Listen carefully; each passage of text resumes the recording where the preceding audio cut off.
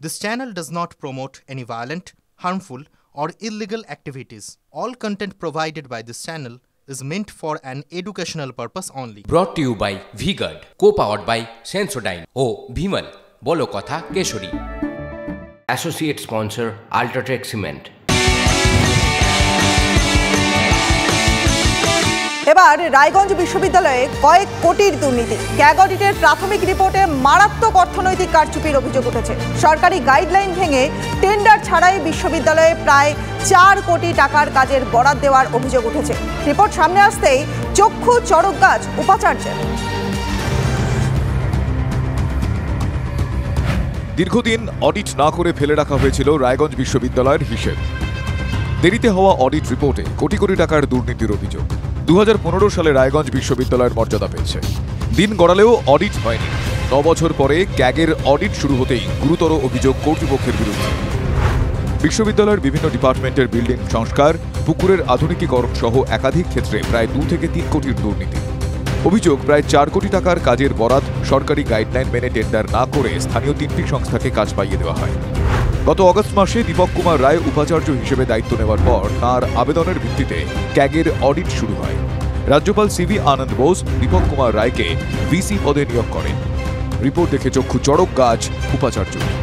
Audit team এসছেন, তারা বিভিন্ন দিক খতিয়ে দেখেছেন। তারা কিন্তু এখনো ফাইনাল রিপোর্ট দেননি।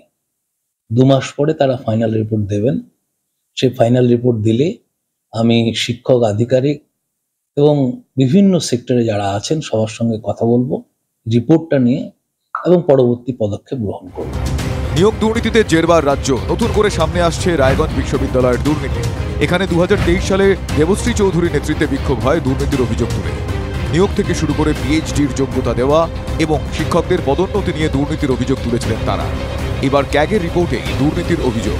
শাসক দলকেই তুলোধনা বিরোধীদের।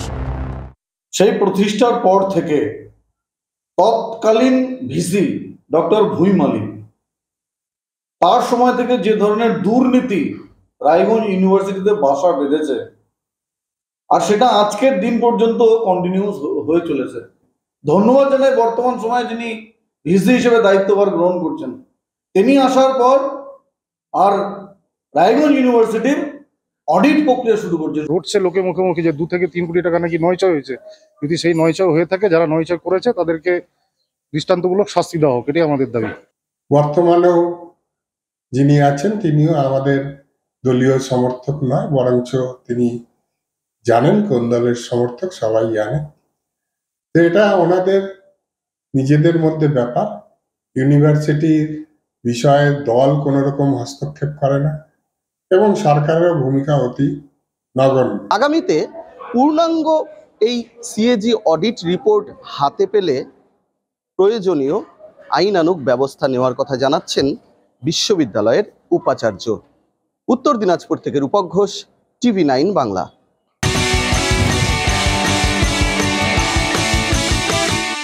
Brought to you by V-Guard, co-powered by Sensodyne O Bhimal, বলো কথা Keshari. Associate sponsor Ultratech Cement।